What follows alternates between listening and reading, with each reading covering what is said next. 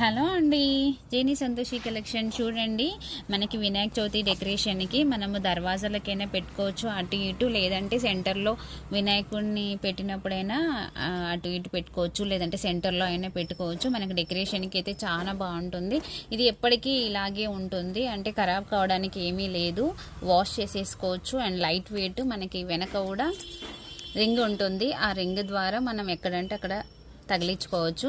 కిందికి కూడా హ్యాంగింగ్స్ ఉన్నాయి, ఇలా బంతి పూలు లెక్క 2 కలర్స్ అయితే వచ్చాయి.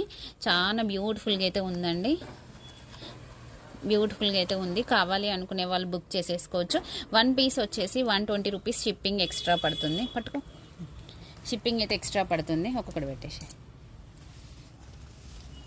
సేమ్ కలర్ అండి, సేమ్ కలర్ ఉంటుంది, సేమ్ అలాగే ఉంటాయి. కావాలి అనుకునే వాళ్ళు బుక్ చేసేసుకోండి. 1 పీస్ 120 రూపీస్ షిప్పింగ్ ఎక్స్ట్రా.